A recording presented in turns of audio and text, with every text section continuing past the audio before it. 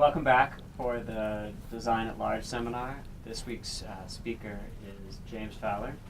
And one theory of creative innovation is that people who have expertise in two domains are unusually likely to come up with creative breakthroughs. And one thing that I really like about James's work is that his dissertation research was in political science, and he saw a number of opportunities that he'll tell you some about in his talk today in medicine and other domains for studying how beliefs and ideas propagate. And it's a great example of taking the concepts from one domain and then applying them and studying them in another domain. And he's done this repeatedly, and in particular, I first came across his work through his collaboration with the data science group at Facebook on voting, which was just extremely cool and creative work. And for me, a really fantastic example of theory-building research that unquestionably has giant real-world impacts and that has the ability to leverage scale to do science in a way that you couldn't do by bringing 7 people into the lab. And so I thought it was just a perfect fit for this seminar series. And I'm really grateful to James for being able to come today and speak. Thank you so much. That's a really lovely introduction, and I think we're kindred spirits when it comes to looking across disciplines, so it's really nice to be a part of this seminar. Today I want to talk to you about something that everyone in the room has. I want to talk about friends. And I'm going to be talking about it in the context of big data, and I'm going to put some air quotes around that because I'm a social scientist. I have a slightly different view of what big means than your average computer scientist, but I'll explain that over the course of the talk. And one of the things that I want to do is I want to talk about these online social connections and how we're leveraging some of this information about these online connections to better understand how people are connected and what these connections can do for us. But before I do that, I want to remind you that the basis of this comes from something that's really ancient. It comes from our yearning to connect. It comes from our desire to be social, to accumulate relationships with people, and these people are not necessarily our family members, like in the social insects, and they're not people necessarily that we're reproducing with. We have friends. More so than any other species, we connect with individuals at scale. And that's something that I think is going to become really, really apparent over the course of the talk, that what's happening in these online technologies, the reason why we're so excited about it in part is because it taps into this ancient desire. So first of all, though, I want you to think about your friends. And I want you to actually make a mental list of who your friends are. I want you to talk about your first name, or not talk about, to think about your first name and your last name of every single one of the people that you would call a friend. This is not optional. Don't zone out. Okay, so first name, last name, make a list. And in case you're having a hard time sort of thinking about what I'm talking about, this might seem like not a very scientific way to produce a set of relationships because people have very different ideas about what it means to be a friend. And so we often will cue people with 2 additional questions to give them an idea of the kind of strong tie relationships that we're talking about. And that is this one: who do you discuss important matters with? Okay, so you can think about the people that you discuss important matters with. First name, last name, make your list. And then who do you spend your free time with? And you'll notice these 2 things, they don't necessarily go together. You may have people who are friends that you spend a lot of free time with, but you don't really talk about anything important. You may have coworkers, for example, that you consider friends, but you never see them outside the office. And so there's lots of different ways that we can have these strong social ties with individuals. Now let me ask you a question. You guys have all your lists? How many of you in the room named more than 100 people? Raise your hand really high. Okay, so immediately, this obviously is pointing out something that's very different about these online connections. People on average on Facebook have hundreds of friends. People on Twitter on average have even more followers and followees, or other ways of sort of finding connections in these online networks. So this is fundamentally a very different beast. It has a very different scale. And one of the things that we have encountered in our work is that if you treat every single one of these online connections as though they're exactly alike, you're not going to find the same kinds of things that you find in real-world social networks. And it's the real-life social networks that can actually be very powerful. And I hope to be able to show you some examples of that over the course of this talk. And specifically, we have an opportunity to use these online signatures of these real-world relationships in 4 very important ways. First of all, friends can be a source of data about you. So when we use friends as data, we can predict something about you even if we know nothing about you. If I know that your friend is obese, I can do much better than chance of predicting whether or not you're obese. If I know that your friend is generous, I can do much better than chance of predicting whether or not you're generous. There's a whole suite of attributes that we cluster in networks where we tend to be with people of the same type.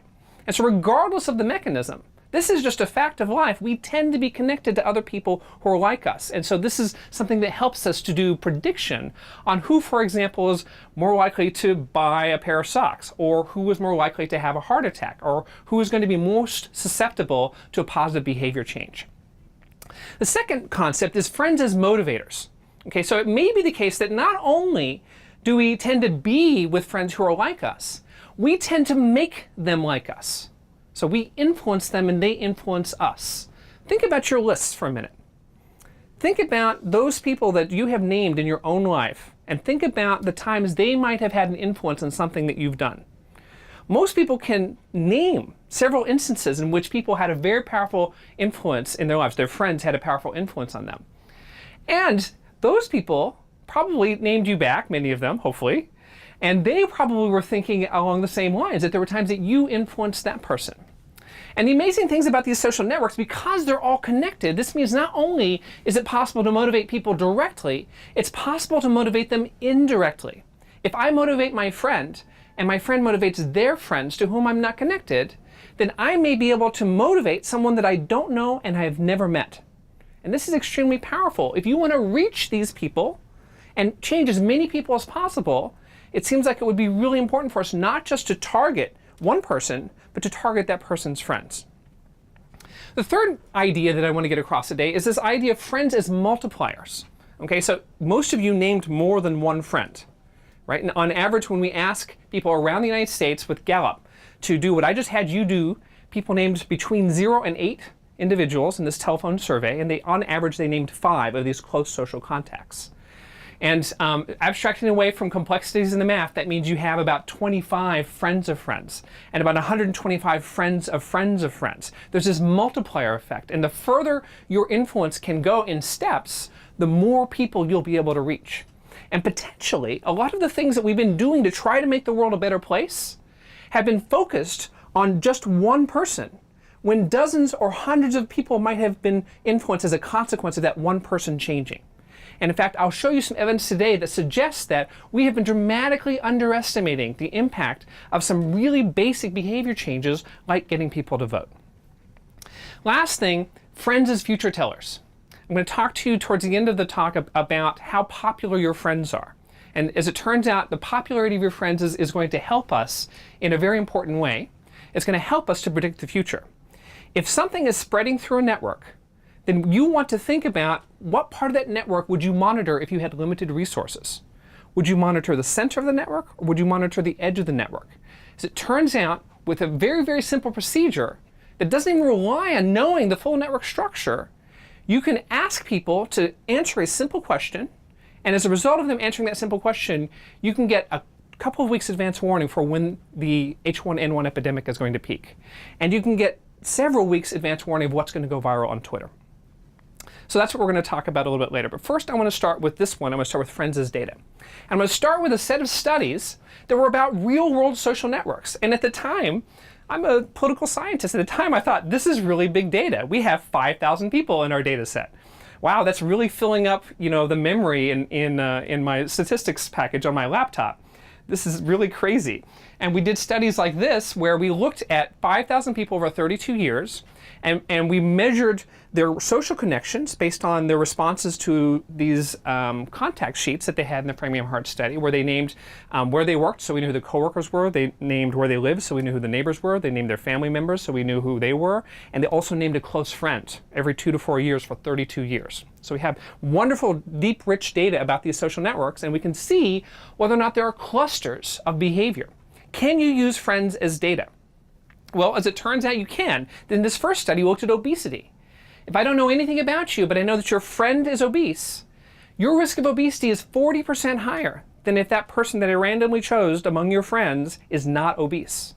If your friend's friend is obese, you're 20% more likely to be obese. And if your friend's friend's friend is obese, you're 10% more likely to be obese. And so these clusters in this network, which we've denoted by the color yellow, they extend out to 3 degrees of separation statistically. So if I don't know anything about you, but I know that cloud of information in the people around you, then I know something about you. I know that your risk is heightened, and I might want to do something about that. And we repeated this exercise for smoking behavior. If your friend's friend's friend smokes, you're more likely to smoke.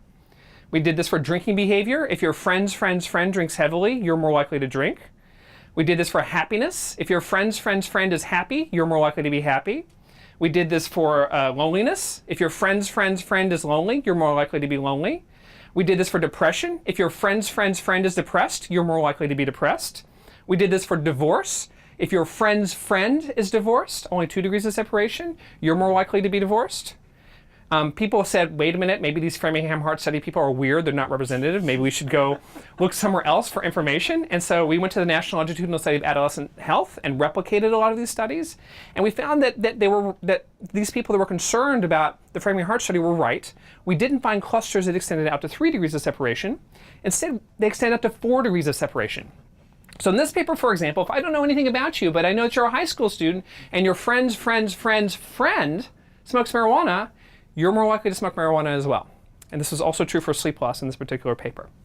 So time and again, we have shown that you can use friends as data. You can use that information to make predictions about somebody about whom you have no information other than the relationship itself. But what these studies raise is a really important question, which is what causes that clustering? Okay, so one possibility is you might just get lucky. You might have one set of people, one configuration where the obese people just happen to be connected to the obese people. Because sometimes you flip 6 heads and they all come up heads. And so you need methods to be able to distinguish what's possible due to chance from something that's systematic, something that's not just a result of chance. That turns out not to be such a hard problem as long as your network is pretty stable. And I'll talk about that a little bit later. The other thing that might be causing this is homophily. This is a process where you choose friends who are like you. Birds of a feather flock together. That bird didn't make the other bird look that way. They flew together because they were a similar type. And this is, in fact, the area that's received the most attention when people are skeptical about being able to try an influence effect in these observational studies of social networks. What's interesting, though, is they often, although they're very critical on this point, they miss out another point, which I think is actually even more difficult to resolve, which is contextual effects. Okay, so think about the obesity study. It's possible that McDonald's opened up in some places where people were friends with each other and they weren't eating there together. They didn't bring them one another. They were just all chugging Big Macs and gaining weight together. Anything that's in your environment that's affecting you and your friend can cause your behavior to be correlated, and it has nothing to do with selection effects, and it has nothing to do with influence. This idea that your behavior changes, and then your friend's behavior changes, and then their friend's behavior changes. So ideally, what we'd like to get out of these observational studies is this influence effect. And the reason why is because we want to learn to what extent can friends be motivators. Okay, so if I find out that the obesity epidemic that we studied, if those people that are clustered, they're just choosing friends who have the same behaviors, they don't have an influence on their behaviors, then what that means is that there's no spillover effect. There's no additional bonus effect from me changing one person's behavior. On the other hand, if we do find that some of this is influence, then what that means is that every person I treat, I'm actually getting more people as a consequence of that one person treated. And it might also mean that it doesn't make any sense for you to treat one person in the absence of treating people around them, because they'll change, but then come right back to their baseline that is in part established by the behavior of the people that they're socially connected to. Now, today I don't want to go into all of the statistical back and forth on how much information you can get from these observational studies. Let me just say it's problematic. We've done our best to try to extract information from these networks to figure out how much of this is influence and how much of this is something else. But the problem is that you can never include everything in the model that absolutely controls for anything you could possibly think of. For example, in the obesity study, I might like going to the gym, and my friend might like going to the gym, and so I might have a tendency to make friends with people who go to the gym, and going to the gym probably has some impact on your weight. we would have to add every single variable we could think of to these observational models to be sure that it wasn't something systematic, some omitted variable that was generating this result that we found. And so as a consequence, what has happened is we've moved to experiments. Because with experiments, what I can do is I can control either who you're connected to, or I can control whose behavior is changing. Okay, so I can either randomize your friends or I can randomize your behaviors. And in both of those situations, we can get identification on influence effects because we can be sure that that treatment, that randomized treatment of either the friends or the behavior is uncorrelated with anything that's related to homophily and uncorrelated with anything that's related to context. So this is ideally the way that you measure these influence effects. Was this a radical idea in your community at the time? Were observational studies far more common because of the ease of acquiring scale? I think that these studies came out at about the time that the causal inference revolution was really affecting economics. And so you had a number of people who had glommed on to the idea that, for example, John List's work that compared experimental studies to observational studies and showing that you find the effect in observational, you don't in experimental, which suggests that you've got a problem with the observational. Of course, another problem with that is that there might not be external validity from the experiment, but I think that was one of the reasons why there was so much attention paid at the time that this work came out to these alternative explanations. So before I talk to you about some experiments that we've done, I want to tell you about my favorite paper on experiments, and it's this one. It's published in the British Medical Journal, which is a top 5 medical journal. It's called Parachute Use to Prevent Death and Major Trauma Related to Gravitational Challenge, a systematic review of randomized controlled trials. This is a meta-analysis of all of the studies that have ever been conducted where we randomly assign to be pushed out of an airplane either with or without a parachute. So how many of these studies do you think exist? Zero. That's exactly right. This paper was published in the British Medical Journal, though. They thought it was very important because the authors at the end of this study lament the fact that we can't be sure that parachutes actually work.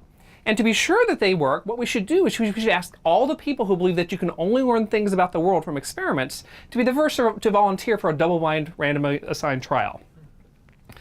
So this is obviously very tongue-in-cheek.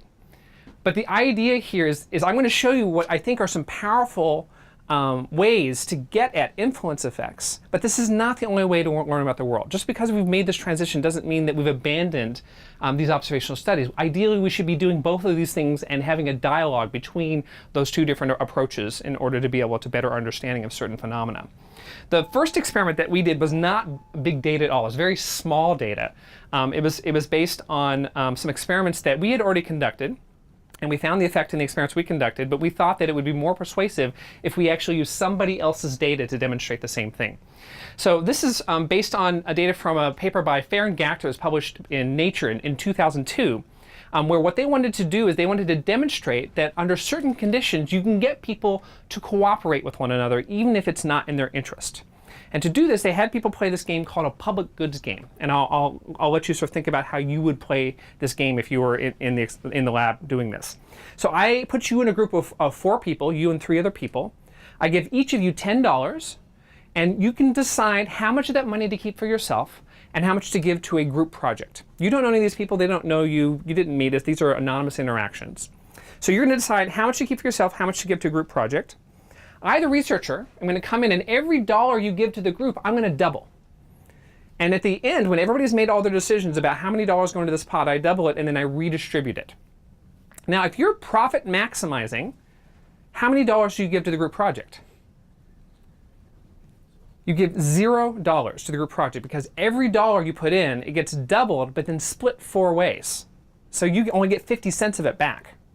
And in fact, when economists first started doing this experiment, they were stunned that anyone ever gave anything ever at all. Because according to the classical economic model, if people are rationally self-interested in the profit maximizers, they should be giving 0 in this game. And in fact, if you let them play this game over and over and over again with new people every time, so you don't develop reputations for kindness and so on, you actually get this result that cooperation disappears. But what they were able to show in an alternative version is that when you let people punish people who don't cooperate, by letting them pay some of their own money to get them to change their behavior, that you can actually maintain cooperation over time. We don't really care whether it's punishment or not. What we wanted to do is we wanted to use this information where they brought 24 people into the lab in groups of 4 and had them play 6 rounds in order to build a network. Because as it turns out, no person ever played with the same person twice. And so what we can see is, did a person in period 3, this person A, was that person influenced in their behavior in round 3 by the people that she played with in round 2, E, I, and M? And were they influenced by the people that they played with in round 1? And can we see if there's a relationship between those people who played in round 1 and that person who played in round 3, even though those people never played directly with one another? Because at the end of each round, you observed what the other person did, and it may have had an influence on what you did in the next round. And that's exactly what we found. We found that every extra dollar of giving in the first round of this experiment caused the people who played with them to give an extra 20 cents in the next round. And the people who played with them gave an extra 8 cents in the next round. And the people who played with them gave an extra 5 cents in the next round. This extended out to 3 degrees of separation, which is analogous to the same kind of thing that we were finding in the Framingham Heart Study. And you might think that, oh, that's a bunch of nickels and dimes, who cares? But don't forget this. Friends are multipliers. Each one of these people was connected to 3 other people directly, 9 other people at 2 degrees, and virtually everyone in the experiment at 3 degrees of separation. And when you add up all those nickels and dimes, what we found was that every extra dollar of giving in the first round caused the network to give an extra $3. In other words, the network acts like a matching grant. And it's that power that we hope to be able to utilize now that we have all this online information about who's connected to who, because that was always the hard part. It's very intensive to get that kind of relational information, but now it's easy. You just pull it from the computer. Now that we have that, we can see not just what happens to you when I try to get you to do something, but what happens to your friends. And there are so many of them, even if the direct effect is quite strong and the indirect effect is quite weak. You have a lot of friends. You have a lot of social connections online, and it could be that we find something similar online that we found here, that you get this multiplier effect that actually ends up being more important. So I talked about some of these ideas with Cameron Marlowe, who I met through a mutual friend at South by Southwest, who is head of the data science team at Facebook. And he said, well, this is a really interesting idea. Why don't we do something like the generosity experiment, but at scale? And I said, well, what can we do it on? And he said, well, every year Facebook, for many years on election day in a number of different countries, has put a banner at the top saying, today's election day, go and vote. Maybe we can just randomly assign who sees that and who doesn't, and then we can see whether or not the message has an effect. And then we can also see whether or not the friends of the people who receive the message are affected. And so that's exactly what we did. Now, we know from beautiful work done in the 1950s, deep qualitative work, that when people talk about why they vote, they will often cite their family members or their friends as being a causal reason for why they vote. And when you look at correlations, we also find that they're correlated. If I don't know anything about you, but I know that your spouse votes, then I can do much better than chance at predicting whether or not you vote, for example. But in addition to these observational studies, we had a beautiful study that was conducted by David Nickerson in 2008 showing that mobilization is contagious. What he did is this is a classic get out the vote study, where what you do is you go up to a set of doors that you know in advance from voter registration records, and you're going to knock on them, and you're going to randomly assign them so that some of them you're saying, please recycle, and some of them you're saying, please vote. And what you can do then is after the election, you go back to the records, which tells you who voted and who didn't, and you can see whether or not the people who got the vote message were more likely to vote than the people who got the recycle message. And that way we're sure that's not just the act of contact that's increasing it, it's actually the content of the message that's increasing turnout. Now, he didn't do exactly that. What he did is he looked at just 2-person households, and he was very careful to record the identity of the person who came to the door. He was also very careful to make sure that the canvassers in this experiment did not talk to the other person in the household. And what he was able to show is not only did you get a bump in the voting behavior of the person next to the door, they were 10% more likely to vote, but the other person in the household was also more likely. They were about 6% more likely to vote. So about 60% of that effect got transferred to the other person in the household. And we're going to do at scale exactly what he did. We're going to compare the behavior of the friend of someone who was treated to the behavior of the friend of someone who was not treated, someone who got the recycle message in that case. So we want to know, can voting spread online? Because these two-person households, a lot of them are probably spousal ties or close roommates or something like that. Are these online relationships, are they similar? Do you have real stuff going on there? And so we conducted this large randomized controlled trial in 2010 on election day. How many of you are on Facebook and think you might have logged in on election day in 2010? Raise your hand. Okay, so you guys were in this experiment. We can talk about ethics in the Q&A. We had about 61 million people log in that day. Most people, 60 million of them, saw this at the top of their news feeds, which is if you're not on Facebook, it's the very first thing that people usually see, and it's right at the top. So it's a message like this. It says, today is election day. It says, there's a link you can click on. It says, find your polling place on the US politics page. You could go and put in your zip code. It would tell you where to vote. There's a button you could click on to report voting. You say, I voted. And if you clicked on that, then you are contributing to this counter in the upper right-hand corner that shows the total number of people on Facebook who had clicked on that button. In addition, you saw the friends of up to 6 people that you were connected to on Facebook, your friends on Facebook, who had already clicked on that button during the day. And in addition, if you clicked on the I voted button, you got a nice little I voted sticker on your wall. It's the timeline now, but back then it was a wall, that says, Jamie has voted in the election, for example, right here. And because it was on your wall, there was a chance that it would end up in your friends' news feeds, depending on how the algorithm was at that time. So that was the main message that most people got. We also had an alternative message that 600,000 people saw, which is exactly the same in every respect, except for one thing. They did not see the faces of their friends. So this part of the message is missing. Everything else is exactly identical. And so the reason why we did that is we wanted to know how much were the faces of the friends motivating the change in behavior, as how much was the social aspect of this message working versus the informational aspect, which was all the other features in the message. And then in another 600,000 people, we showed nothing. Okay, so at this point, there has to be at least one skeptic in the room saying, well, that's great. You're going to be able to tell whether or not something that happens on Facebook is going to get somebody to click on something on Facebook. Big deal. And we said the same thing. And so we didn't leave it at just that. We had clicking the I voted button is one thing we'd measure. We also had clicking on the link to measure vote intention. So we know whether or not you're actually actively seeking the place that you're going to vote. But we also did a vote validation. So in 13 states, which is about 1/3 of the population, we matched the Facebook data to publicly available voter registration records that would tell us whether or not people actually voted in real life. That got us about 6 million users because it's about 1/3 of the population, and our match rate was about 1/3. We were originally worried about this match rate of 33% because in typical get out the vote studies, it's more like about 50%. But the reason this is true because at the time, Facebook skewed heavily young, and the voter registration records, they tend to skew old. And so that overlap is one of the things that kept us from finding people. We used a procedure to protect anonymity at the time, which is no longer necessary, so I'm happy to talk to you about it at another point in time. But basically at the time, they didn't want to do one-to-one matching, so we did group-level matching with a very, very high rate of accuracy of knowing whether a person voted or not, but it wasn't precise. It wasn't 100%, it was 95%. Okay, so what were the results? Well, these are the direct results. You want to look at these first. You want to know, like, I hit you on the head with a hammer, right? Are you rubbing your head now? The first 3 things we're going to do is we're going to compare for each one of our measures, the I voted button, the link, and validated voting. We're going to compare the social message to the informational message because we want to know how much seeing the faces of your friends actually increase the likelihood you would engage in that behavior. And then this fourth one, what we're going to do is we're going to compare the social message with everything, including your faces of friends, to the people who saw nothing at all. And we can do this for validated voting. We could also do it for clicking on the I voted button, but it would be trivial. Why? Because the people who didn't get a message didn't get a button.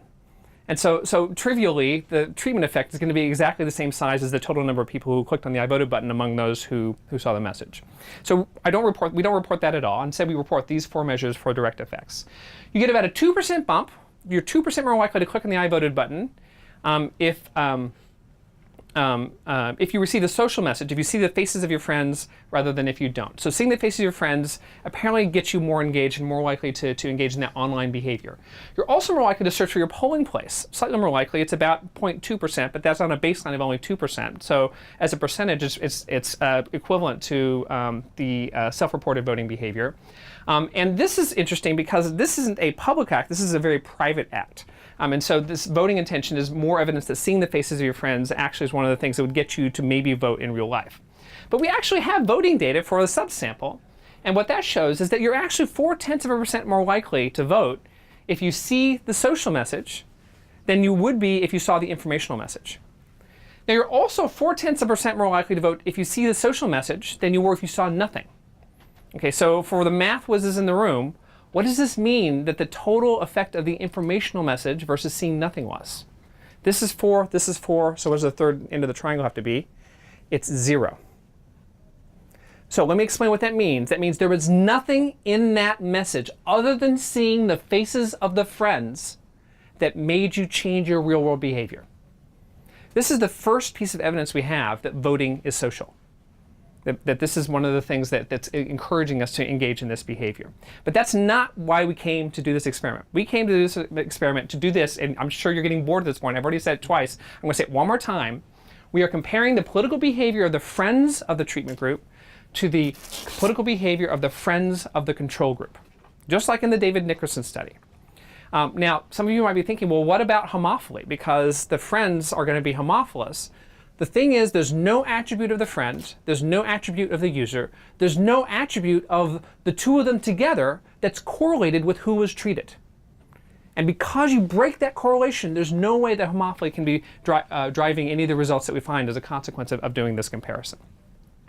Now, another thing that we're going to want to do is we're going to try and figure out whether or not you can use this online data to identify real-world friends, because there's a lot of information from the observational studies that suggests that strong ties are more influential for the spread of behavior.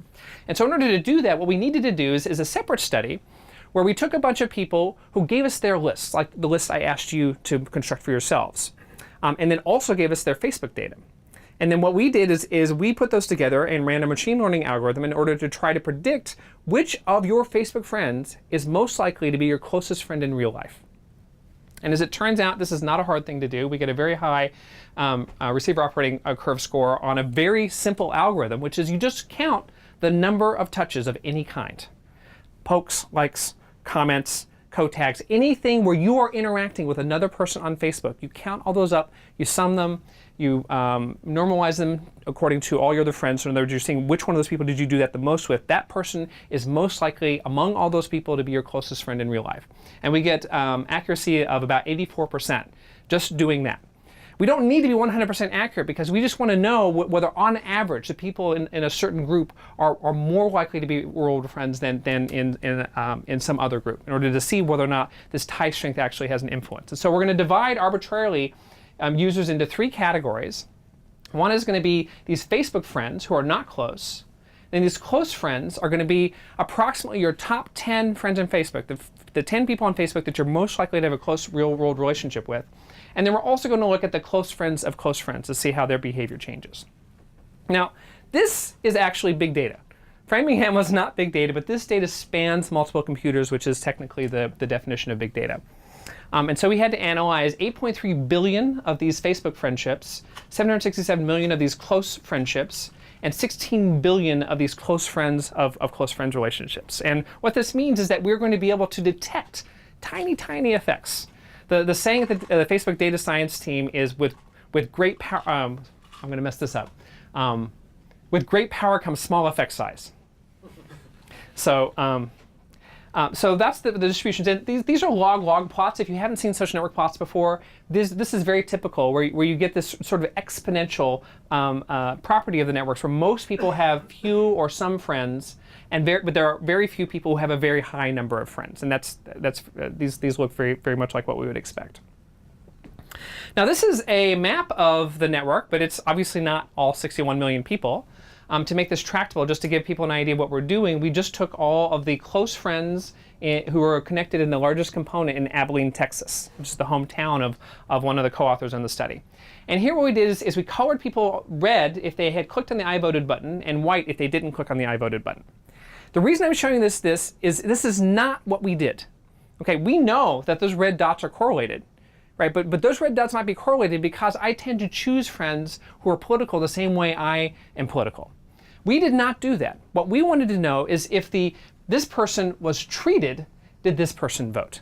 Because we know that treatment has an effect on that person's behavior, and we know that that treatment can spread, or we want to test whether or not that treatment can spread from one person to another. Now, we were originally going to analyze the data this way. I don't want to get into this. The reviewers didn't like this. It gives us identical results to this other way to do it, which apparently is much more intuitive, which is what we're going to do is we're going to see how much more likely you are to engage in the behavior if you're in one group versus another. So what's the rate of voting in the friends of the people who got the message versus the rate of voting in the friends of the people who got the control. That's the observed value. And what we're going to do to decide whether or not that's something that could be produced due to chance is we're going to now randomly reshuffle who got treated and who didn't throughout the whole network, keeping the network fixed. And we're going to measure that again. And we're going to do it again. And we're going to do it again. So we get a distribution of what's likely due to chance. Now, what this ought to produce is something that's centered around 0, right? Because some of the time you're going to have the treatment group is more, and sometimes the control group is more. Because if you're doing this randomly, then you're just going to get a distribution that has to do with sampling variation. And we want to know whether or not the observed value actually falls outside of that null distribution.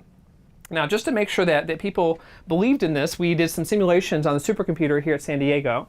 And we had very large networks because we can't just transport the Facebook network willy-nilly to any other computer. So we simulated some Watch-Strogatz networks, which are small world networks, Erdos-Régnier, which are random networks, and Barabasi-Albert, which are scale-free networks. And we also changed assumptions about the distribution of voters. So in one set, everyone had a 0.5 probability of voting. In another set, people ranged from 0 to 1 probability of voting. And in some, there was homophily, where the people that you were connected to had a rate of voting which was almost identical to the rate at which you voted.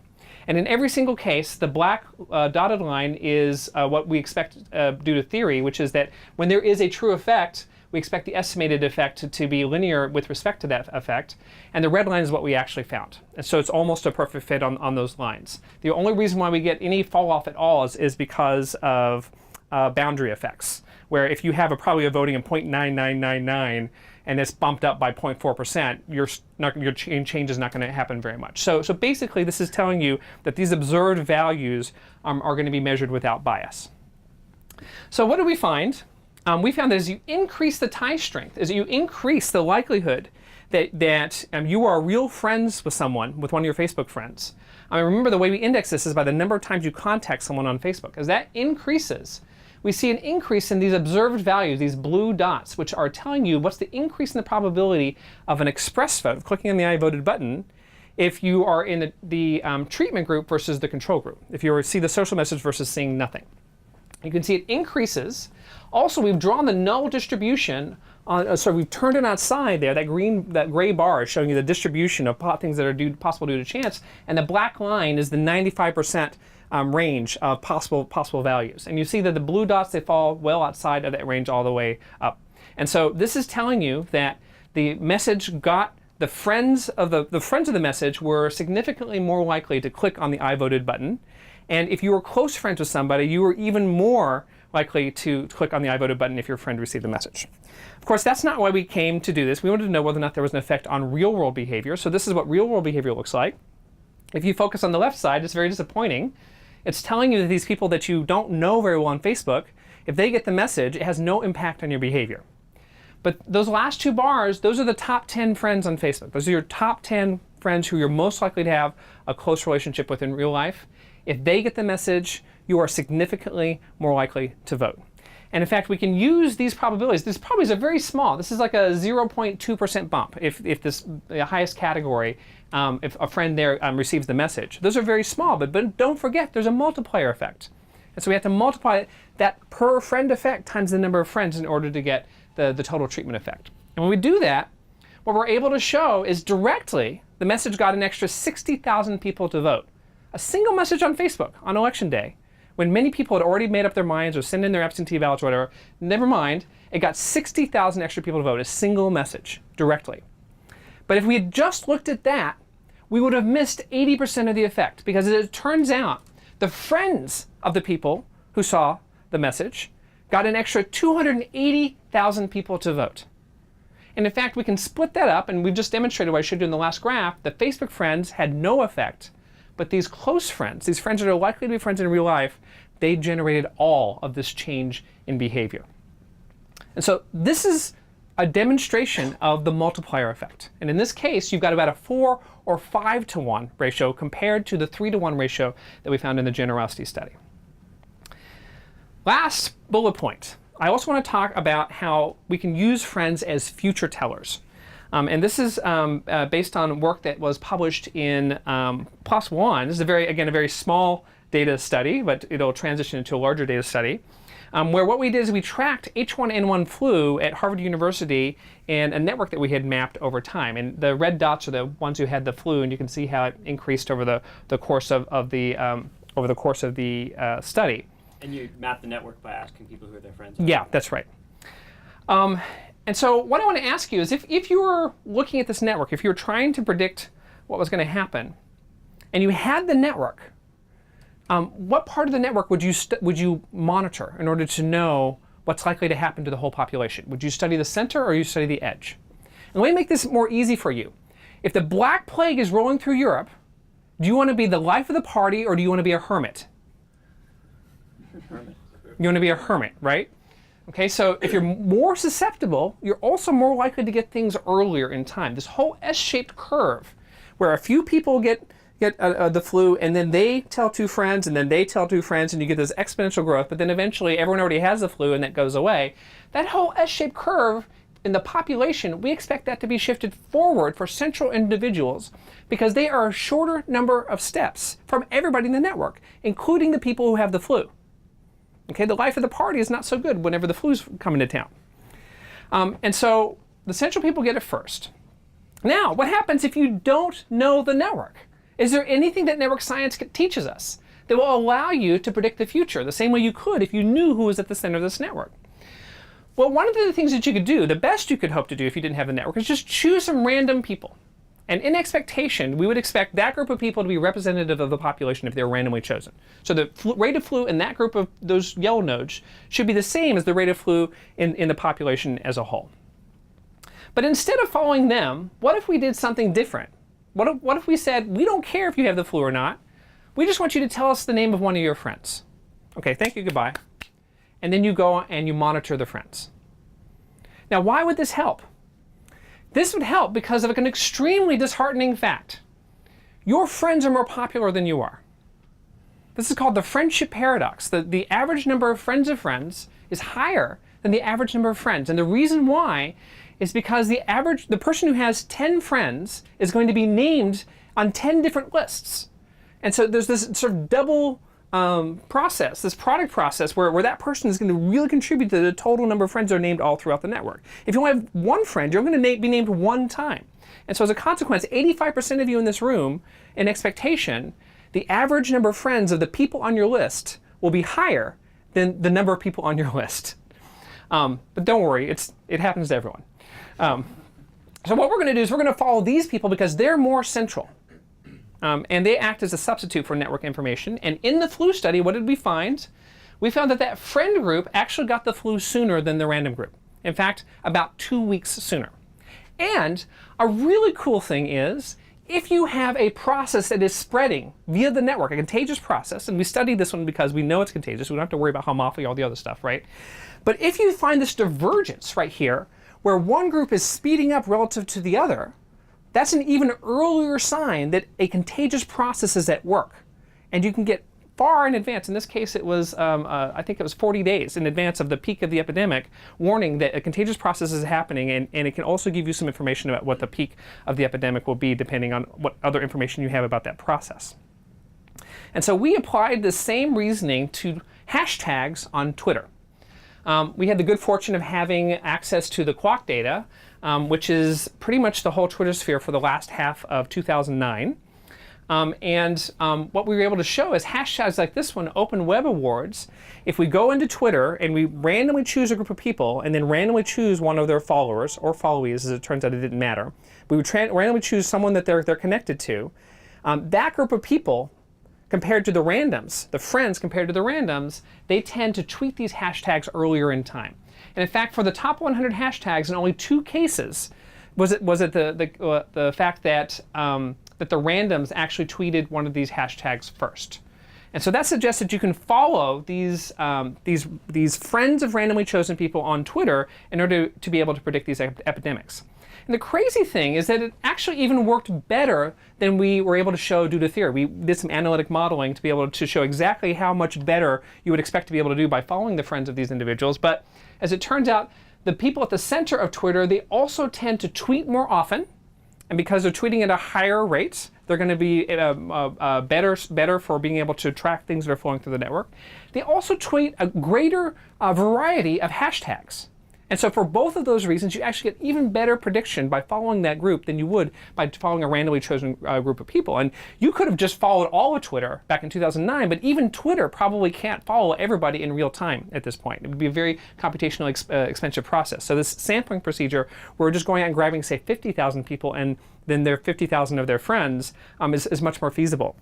And as it turns out, we also are able to do this neat divergence trick where this orange line or this red dotted line, those are 2 different sort of points in time where we had a warning go off if there was divergence between the random group and the friend group depending on how much they were tweeting a hashtag. So if the friends start tweeting a hashtag much more than the randoms, that's a sign this is a contagious process. And as it turns out, this is for healthcare. This is an example where you got this huge shift earlier. We got a couple of months advance warning for the peak of the use of this hashtag on Twitter, and we were also able to predict Google searches off of Twitter with this procedure.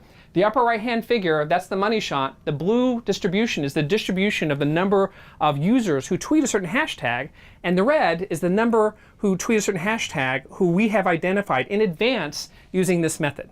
And so you get rid of a whole bunch of tweets that never went viral and able to focus on a set where you had between 50 and 500 usages of the term.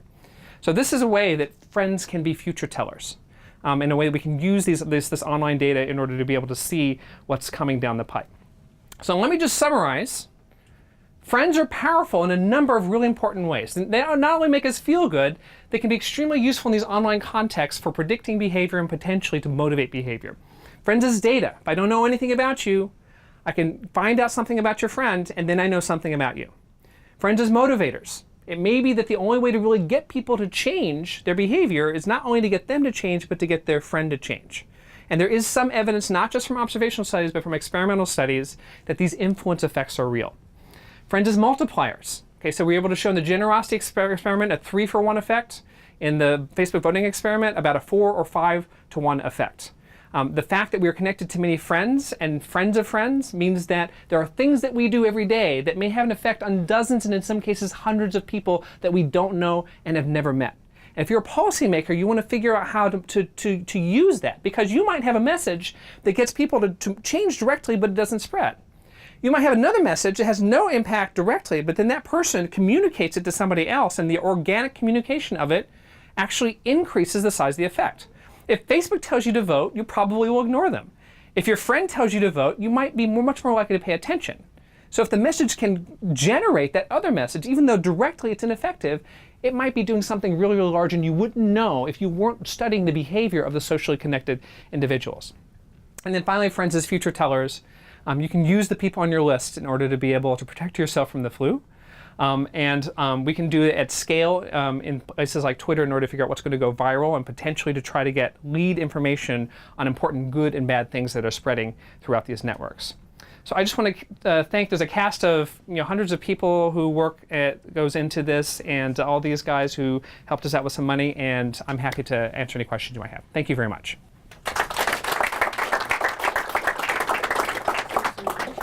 The center and edge of a graph, but if you only know who's the friend of who, actually constructing a graph is also research direction. There is no clear definition of who's center, because this graph, this visualization does not exist.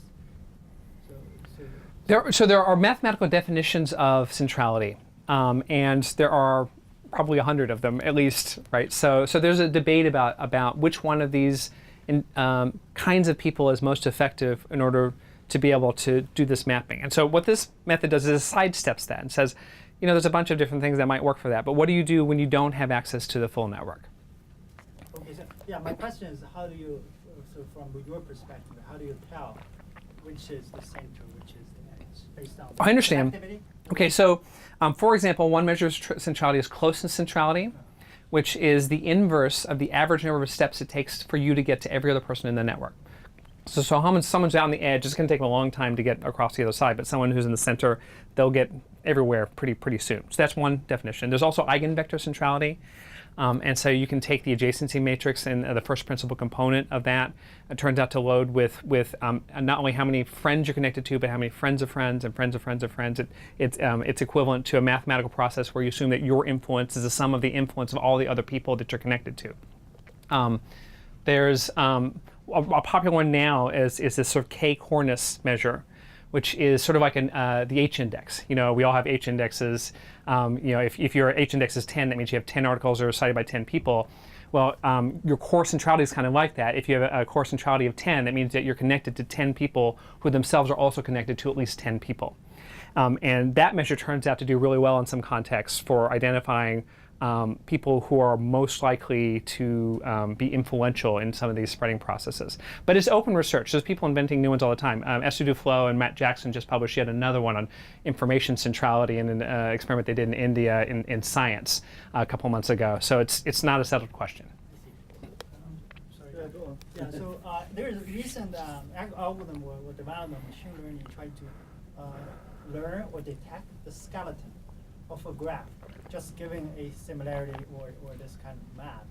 Have you looked at, let's say, if you really would just compute or given a skeleton of a graph to see the inference of these core people on the skeleton versus their inference to the others? Do you mean that using node characteristics to predict links? Kind of, yeah. But okay. Basically on this graph, you can extract these.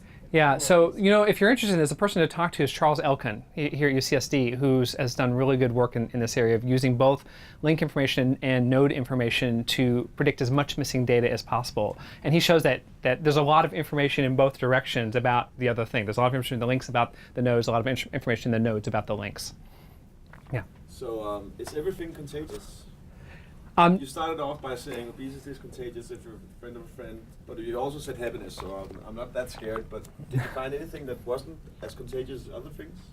And how did you, Okay, so a lot of this depends on how comparable you think the studies are, right? There's variation in the populations, there's variation in the outcome variables, there's variation in the time scale. So I think it's very hard to look at one thing versus another. There are plenty of things that we found that did not spread among certain groups of people. So for example, we typically with behaviors in the Framingham Heart Study found that next door neighbors, and when they changed their behavior, it did not significantly change the behavior of the focal person that we were studying. So if your neighbor changes their behavior, it doesn't change your behavior.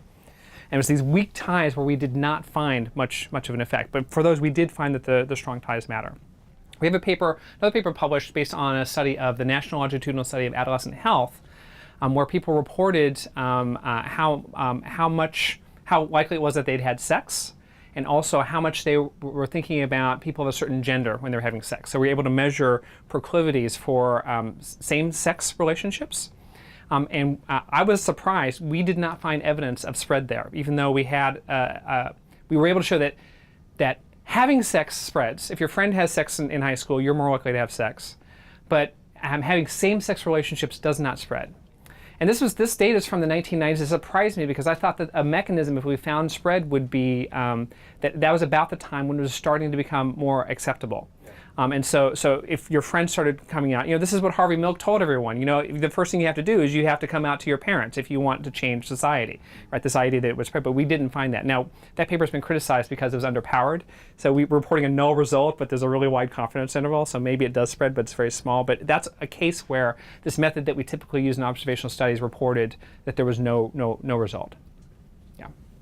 Just wondering about the sort of friends versus close friends on Facebook. But how were the people that were shown on your I voted or go to vote think? Because you said it was like 6 people were shown? Yeah. Or were they select? So that's an excellent question. If it was 6 or less, you were shown everyone who clicked on the button that day to whom you were connected. If it was more than 6, it was randomly assigned. We were so excited. We went to do the analysis, and as it turns out, we found that if the person that was shown was one of these close friends, it also gave you a bump, but the p-value was 0.06 because they'd only saved 1% of the data. And it wasn't recoverable from the logs. And so we've redone the experiment, and it's much better designed now with we random. I won't go into it, but in 2012, we're going to try this again where they've saved all the data. And I think what we're going to find is there are certain kinds of friends that are shown to you that are more influential versus others. Political scientists, the very first thing they always want to know is, well, what if you're a Democrat and you saw one of your Republican friends that they had voted? Does that make your voting likelihood go down, or does that make it go up? Yeah. So you mentioned the Yahtzee scheme about this privacy, and you're simply implying that there is no need for it in the future study. Why is that? Oh, so we at the time, we were not allowed to do one-to-one matching. And this was before they were doing retargeting, for example. So I don't know if you've noticed on Facebook lately, but if you've been to any other website, you're going to see an ad from that website on Facebook now because they match the cookies and everything. The time we did this, they didn't do that. And Cameron had actually gotten buy-in to do the one-to-one matching, but what happened was there were other people on Facebook at the time who wanted to do matching to commercial data, and they raised a valid point, which was if we have a policy of not doing one-to-one matching, you shouldn't even be doing it for research. And so that was the point at which they came and said, okay, you can't do one-to-one matching. But now that they are doing this one-to-one matching with commercial data, then it's going to be fine for us to do this for research as well. Did you look at all in terms of if I see 5 friends, I voted stickers on my news feed, how much of an effect does that have versus 1 friend versus 10 friends? Okay, so this is a very, very interesting question. Okay, so 98% of people saw the social message, which means 98% of your friends saw the social message. So we're estimating an average treatment effect based on 98%. With sampling variation, it's going to be like plus or minus 1% for most people. Now, we could go down and look at just the people who only have 10 friends on Facebook, but who are those people? That's not going to necessarily be very representative. And so we did look at this. We looked at the percentage of your friends that were treated and what impact they had on the treatment effect. But because there's so few of them that are outside of that close narrow range around 98%, we don't have very good power to know whether or not the effect sizes are different if you see 1 friend versus if you see 5 versus if you see 10. So I think I might have misasked. Or do you mean in the So when you message? hit the I voted button, Yeah. it also puts a sticker on your own wall, Yeah. which your friends might see in their feeds. Okay. My question is, for people who are seeing that I voted sticker just in their friend's feed, Yeah. does the quantity of those stickers matter? Oh, I understand. So they aggregated them. So if you had like 10 friends who had all had something that was in your newsfeed, which would be a newsfeed item, it would say Jamie and 10 other people have voted today.